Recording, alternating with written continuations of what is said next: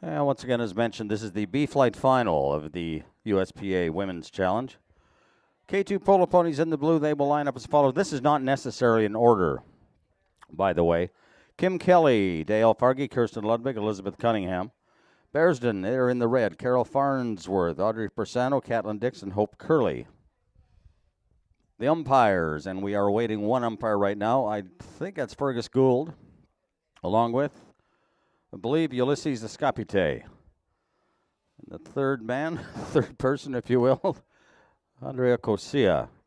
And the clock starts in this first checker. And quickly, this is Bearsden moving out very quickly, and I'm not sure who that is. I'll have to sort it out. I think that was Audrey Persano, but I'd have to be corrected and figured out. The play very, very quickly now moves to the goal for K2 Polo Pony. So a bit of a mix-up there off the throw-in. And this ball straight to the goal, and it is wide out to the left-hand side. Now, the clock will continue to run after the ball goes over the back. If you don't know anything about polo, by the way, don't worry about it. By the time we're done here this afternoon, you will know everything you need to know to watch and enjoy a polo game. There's a few things that you might learn right off the bat.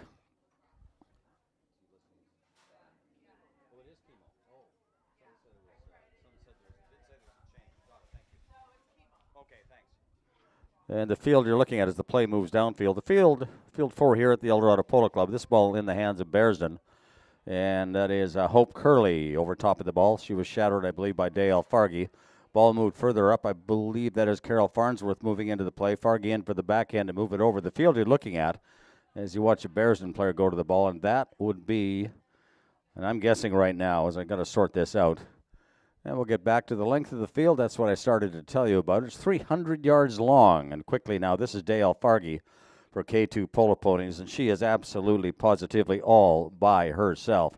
Traffic in behind to move in to get to the backhand. Didn't get it. Fargy didn't get the ball either, so it stays there. It does move a little bit, however.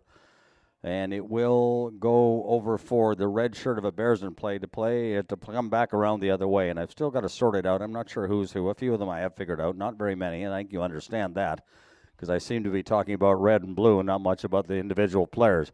Keep your eye on the ball when it comes close. In the meantime, that is to move it up, and I think that is Audrey Persano. I'm not sure, but I believe that is the case. Pressure on her, and bumping or riding off is allowed. Persano in the meantime, a nice play right up toward the goal. This is going to be very, very close. Not much to look at. Up along the line, and over the line, and wide to the right-hand side. And once again, the clock continues to run. A chucker of polo will play forward, just like a period of polo. 7 minutes, 30 seconds long. And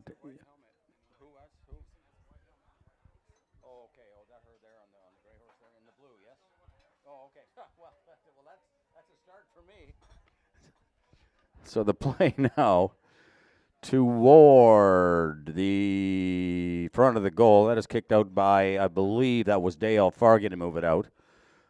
And to move the ball further downfield, I'm going to say that's Kim Kelly now. Move the play. That was, I'm not sure who that was, and we'll figure it out. I apologize for that. We have a whistle to stop the clock. Well, 4:28, something I can talk about with some authority. At all times in the game of polo, there exists a right-of-way, and this is in all likelihood the reason the whistle was blown. At all times in the game, there exists a right-of-way. And the right-of-way is created by the imaginary line the ball makes, not only over the path on which it travels, but projected out in front and back as well. The player traveling down the left-hand side of that imaginary line has the right-of-way. No other player, this will be Dale Fargy to hit the free shot, penalty 5 from the spot. No other player can cross in front, step in front, reach in front, if it's considered to be impeding or dangerous. Fargy has the right of way. The player in front can't cross in front to hit the ball. Fargy moves it up toward the front of the pack. Over to make the play. I believe that was Kim Kelly. And now Kelly to push the play. Defensively, that was moved back. And it will go over toward the far side. Kirsten Ludwig is there. Try and make a play. No scoring as yet. The play moving right now to favor K2 Polo Ponies. Kirsten Ludwig tried to get it on the near side. The near side, by the way, is the left-hand side of the horse. That's the side of the horse we get on, so-called the near side. And we're going to move out the other way, and that is along the boards. Coming through, I believe that was Carol Farnsworth. Doesn't get to the play. They'll battle there over on the boards. Clock, of course, continues to run. 3:45 left to go in the first. You'll hear a warning horn with 30 seconds left to play. In the meantime, The ball moves in favor of the blue shirts of K2 Polo over toward the goal. Defensively, and again, I think that is Carol Farnsworth. I am not positive. Moves it over toward the right-hand side. And I believe the ball is still in play. Indeed it is. They move it down. So we count down to 3 minutes, 14 seconds now, and this play is going to come to Bearsden. And I'm believing that is Audrey Persano now to move the play.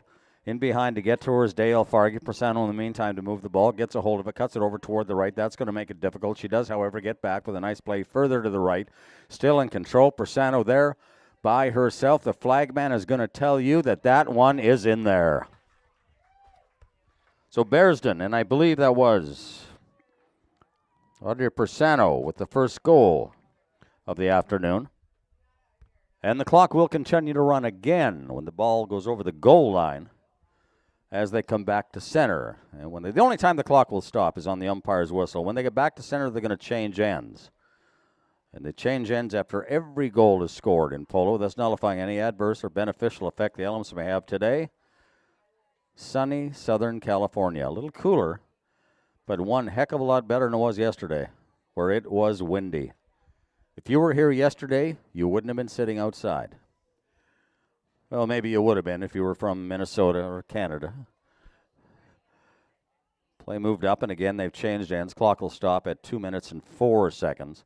So the clock is stopped once again. At all times in the game, there exists a right-of-way. The ball as it travels creates an imaginary line, not only over the path in which it traveled, but projected out in front and back as well. The player traveling down the left-hand side of that imaginary line has the right-of-way. No other player can cross in front, step in front, reach in front, if it's considered to be impeding or dangerous by the two mounted officials.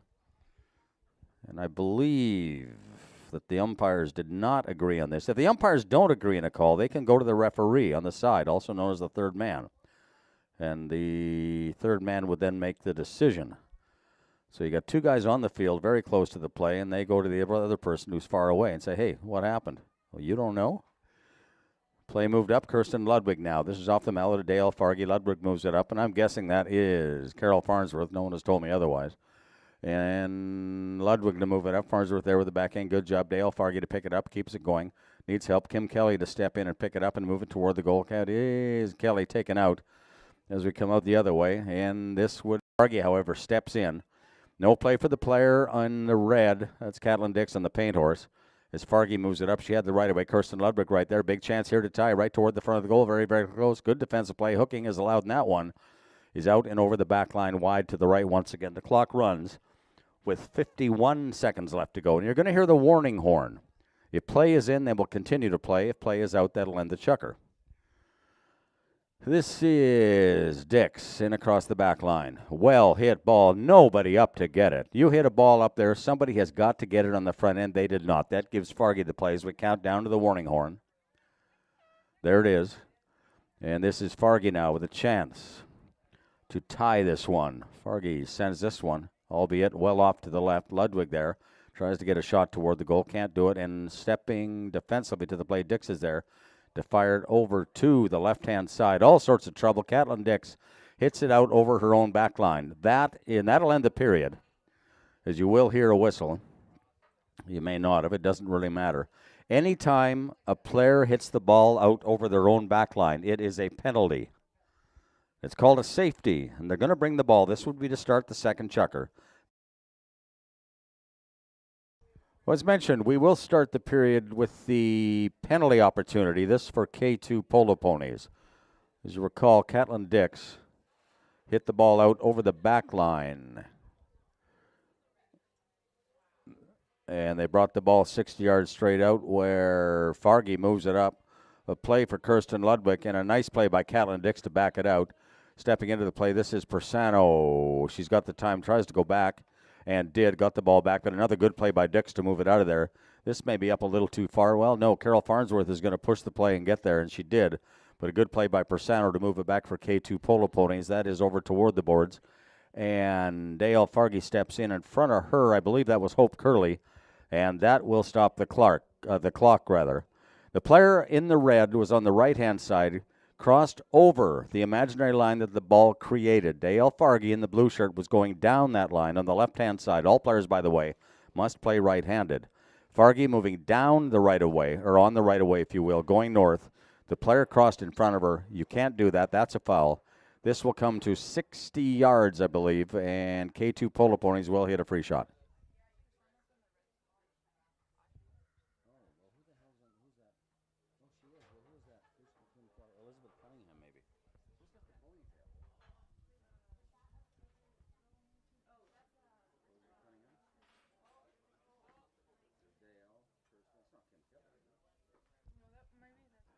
And the ball back into play as Catlin Dix now moves it for the red team, Bearsden. That ball's popped up again for Dix, near side. Nice play to pick it up.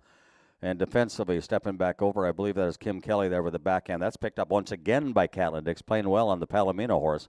Kelly stepping into the backhand. Dix was right there, appealing to the umpires to blow the whistle. Thought she might have been fouled. The umpires well located, and this ball's over toward the side. Hope Curley is there, puts it up against the wall now for Bearsden. Bearsden lead this by 1 at 1-0, and the ball moving in the favor of the red shirts of Bearsden. And that ball will come back around the other way momentarily, at least for K2 Polo Ponies. We have another whistle, stops the clock, 6:14. So once again, at all times in the game, there exists a right-of-way, and the right-of-way is created by the imaginary line the ball makes, not only over the path on which it travels, but projected out in front and back as well. The player traveling down the left-hand side of that imaginary line, this is going to favor K2 Polo Ponies. The player traveling down the left-hand side of that imaginary line has the right-of-way. No other player can cross in front, step in front, reach in front if it's considered to be impeding or dangerous by the two mounted officials.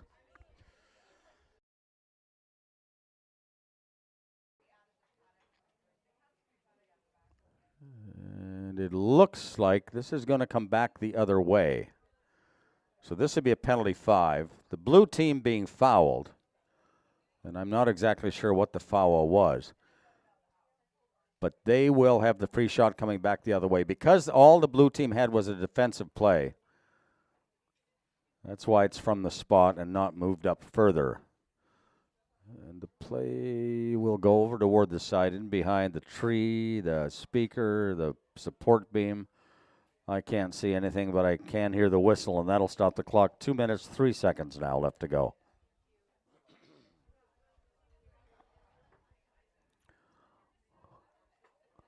And it would appear this ball is going to come to center. So once again, the red team fouling. The beneficiary, the blue team. So Kimo Huddleston will place it at center.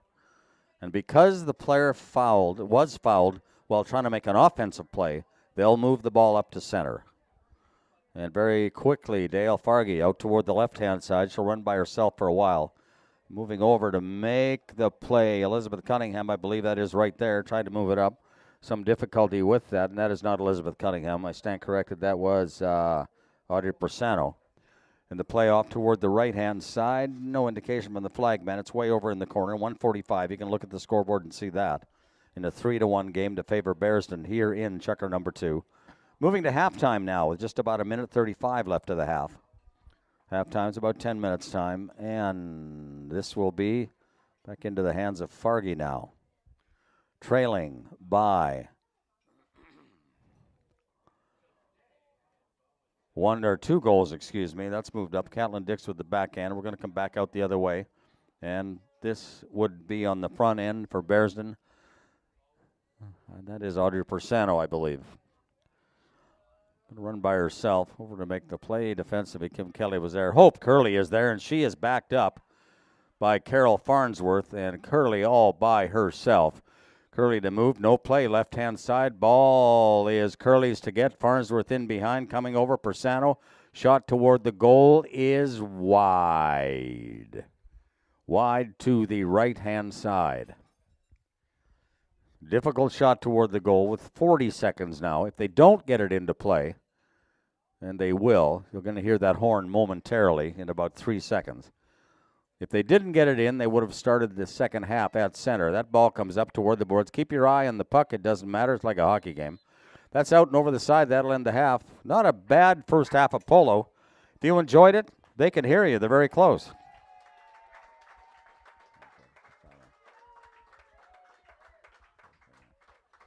Halftime's about 10 minutes. All right, as mentioned, we're going to start with a 3-1 score, 2-goal lead for the Red Shirts of Bearsden. This is Catlin Dix. Clock starts, third period. Dix to move it up. Waiting is Dale Fargy. Dix will move it up. Not a lot Fargy can do. The right away, such as it is, belongs to Dix. And she's over top. She's going to get a chance to come back to it. And the right-of-way belonged in the umpire. I'm not making the call here, but that appears to be that the umpires are in agreement. On that play, Catlin Dix moved the ball up toward the left. She could not control it. Dale Fargy turned, came back down. She was on the right-of-way. Last party hit the ball does not necessarily have the right-of-way. In any event, it moves to center. Is the player fouled for K2 Polo Ponies, Dale Fargy. Had an offensive play. The reason we're at center is that. If that makes any sense. This is going a second time. Dale Fargy and moves this one up. Needs to get a blue shirt up there, and that is not going to be the case. So K2 Polo Ponies not jumping on the early opportunity. Kim Kelly is there. So she moves over, well over toward the left-hand side. And now Hope Curley will step in to make a play. She's not going to get there. Kelly with the backhand. And that ball is going to move for Ludwig. Won't get there. The backhand, that was Audrey Persano for Bearsden. Ball moving for, well, Hope Curley coming back in. Nice play, Kim Kelly, to get the hook. That ball is going to move toward the goal. This to favor Dale Fargy and K2 Polo Ponies right there in front of the goal. Kelly is there. That one is to the left. Back over. Did it go? Yes. Kim Kelly, I believe, gets it. It is now 3-2, a one-goal game.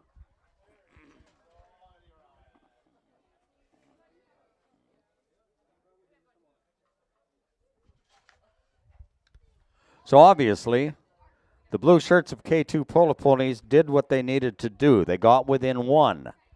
If they'd gone down by a pair, that is a difficult order, obviously. I'm not telling you anything you don't know. But when you announce things like this, we do a lot of that. Back to center, line up on Kimo Huddleston. He works along with Ulysses Escapite. And the third man, the referee, the third person. Can we be politically correct? I'll try. Andrea Kosia. That's for you. I'm being politically correct.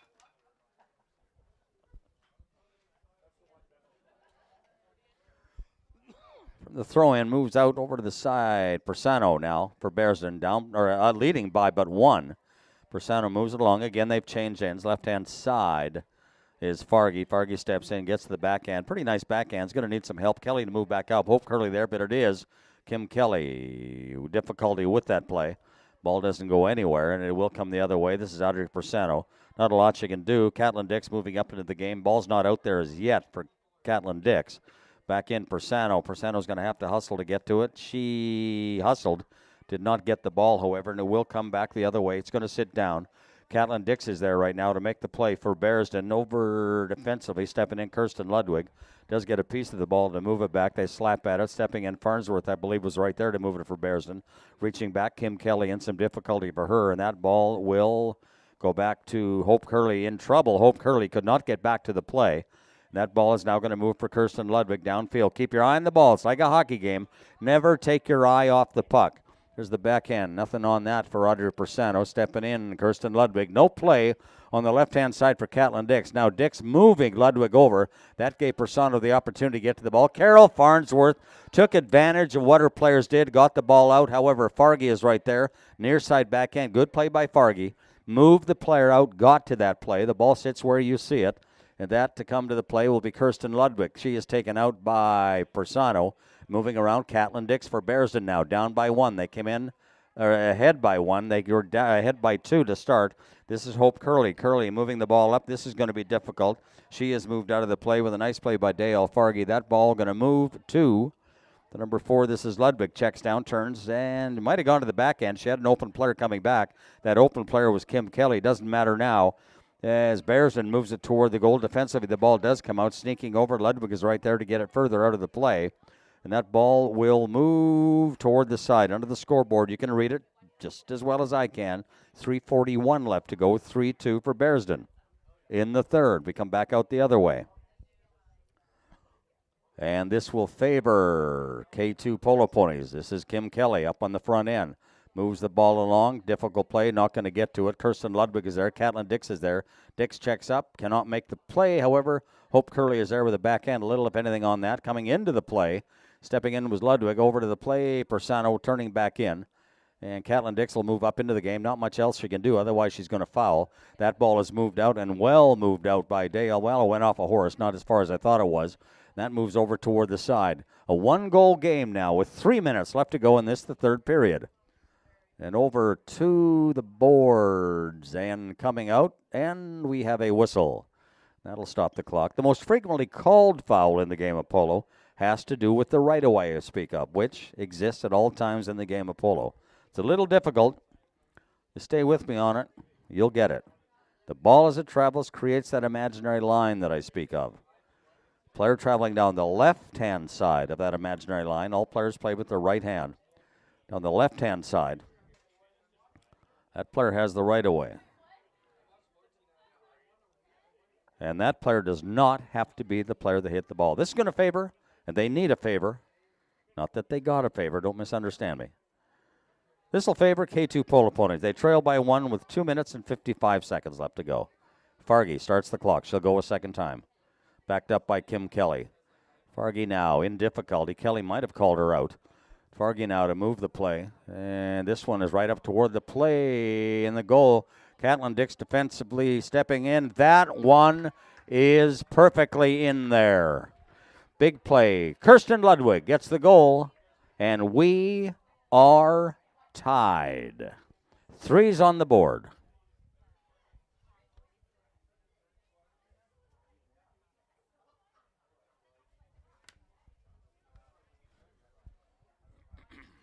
Kimo Huddleston will lead him in the trailer to make sure they all get there. Would be Escopite. Ulysses Escopite.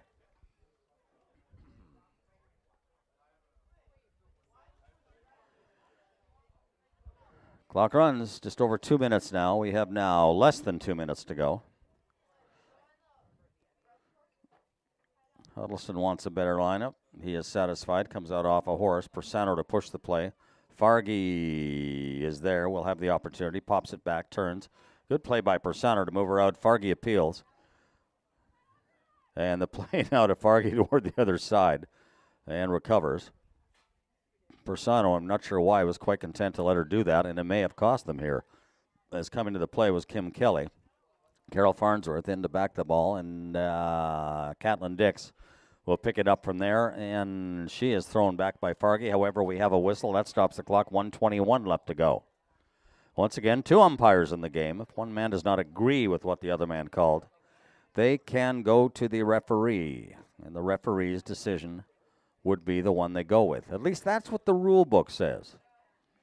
Doesn't always work that way.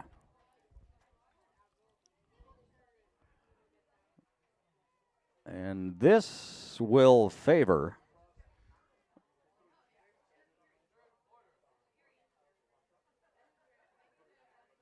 Bearsden. Looks like it'll be a 60-yard free shot. This is a penalty number 4 to a defended goal. 60 yards.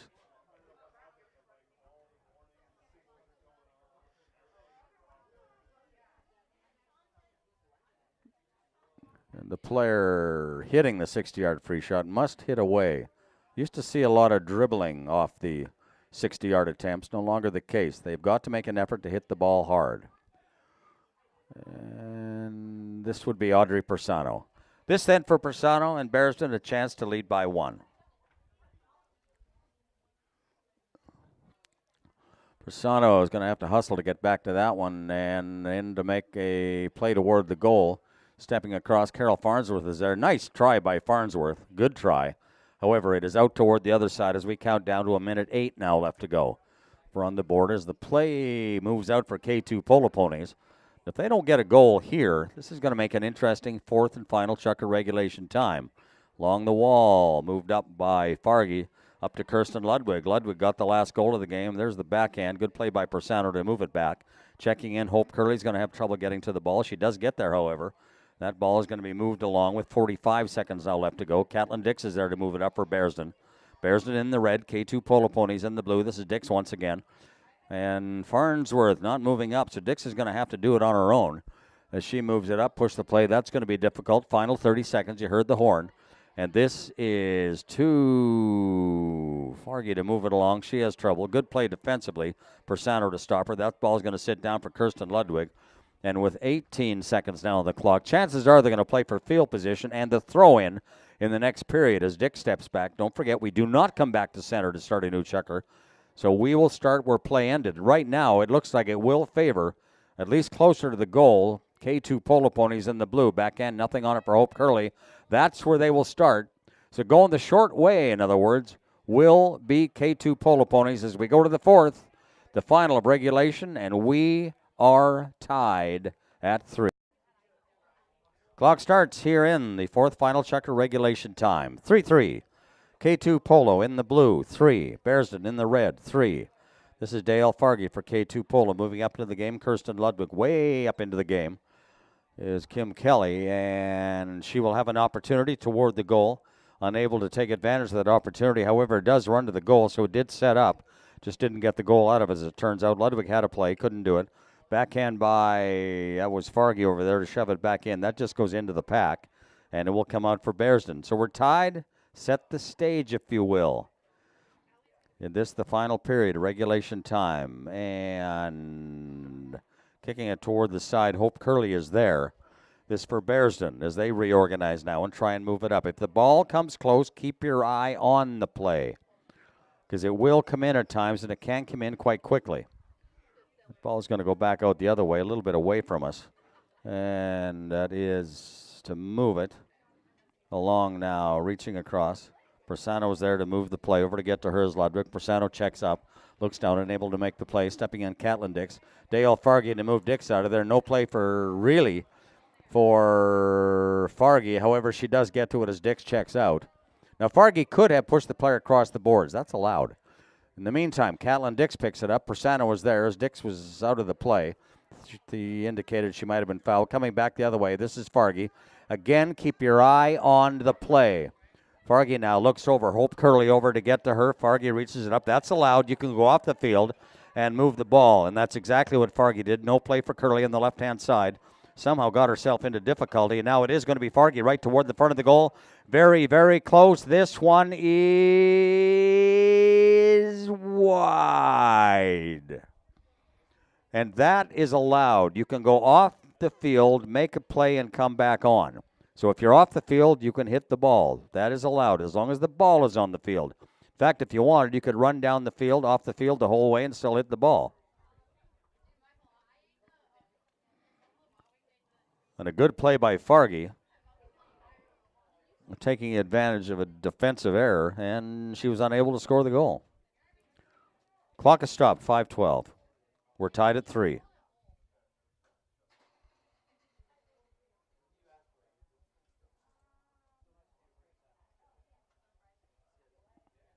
It looks like we're going to come back out the other way. This will favor.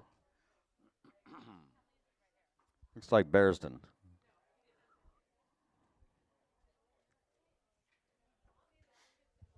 Indeed, that is the case. Catlin Dix. Dix to move up. Kim Kelly steps in. Good play by Kelly to get Dix out of there.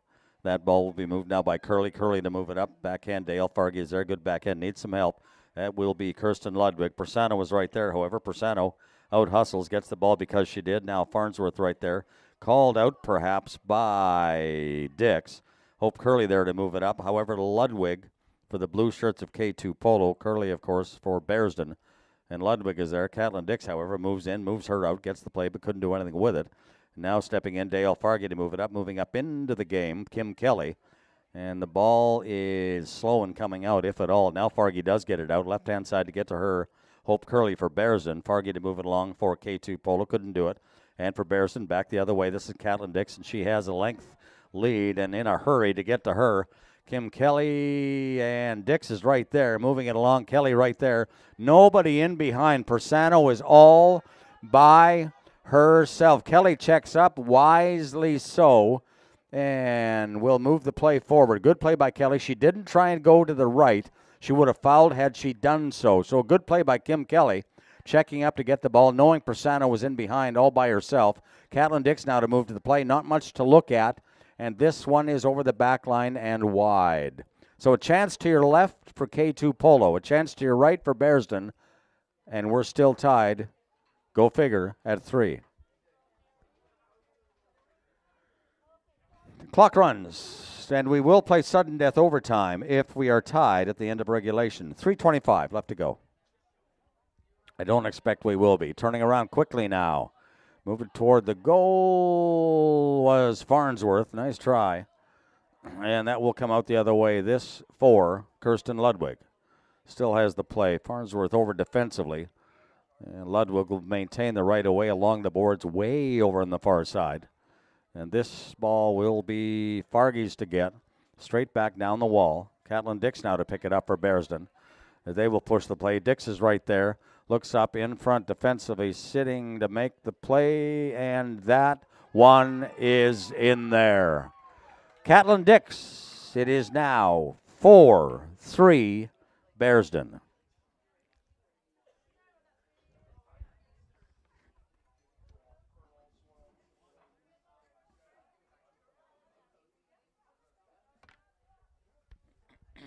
.229. Again, we do not play the final 30 seconds if we are not tied. Doesn't make any sense, I agree. But I don't write the rules. Too bad. It's just around the other way. This for Fargy now. Obviously the job here is to tie it.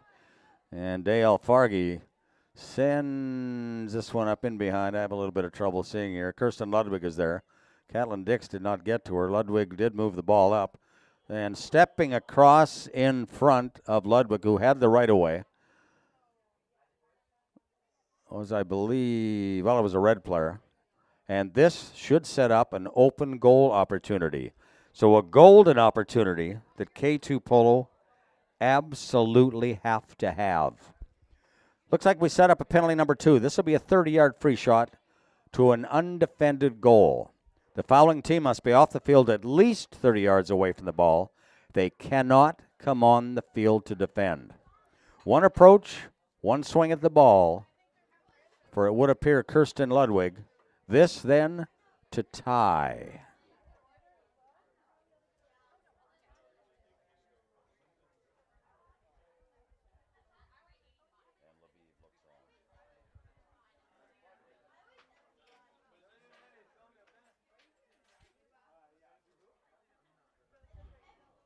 Perfect. We are tied at 4 with 1:45.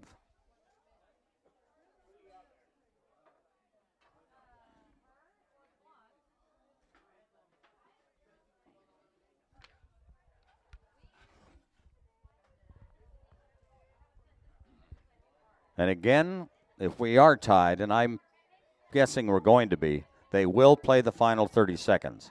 So 4 is on the board with 1:20 left to go. Time to score, absolutely. Got to be almost perfect, yeah. Huddleston puts it back in. Nice backhand throw. Quickly.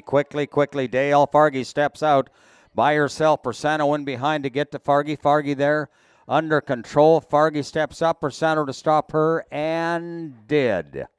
As it goes out, well out to the right-hand side. We have less than a minute to go now. That ball is... not sure where it is, up along the line and over the line, perhaps. Clock is stopped. You heard the whistle.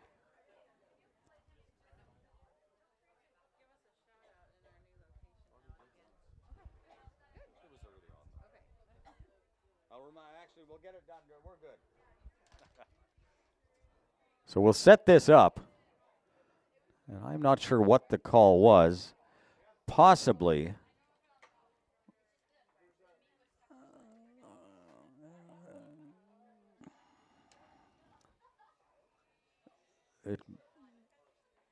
So we set up, it looks to be an open goal opportunity. Indeed it is. So 56 seconds. I think Kirsten Ludwig. One approach, one swing at the ball. This to win.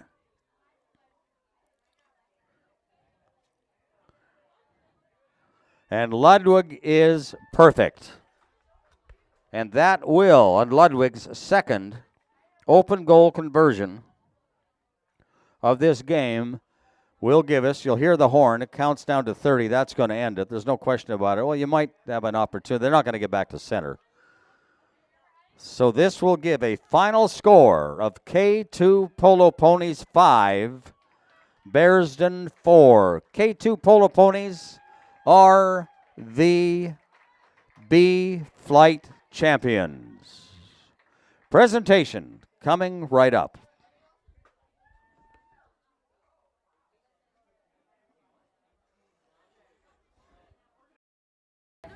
There you are, the Women's Challenge, United States Polo Association Pacific Coast Circuit, K2 Polo.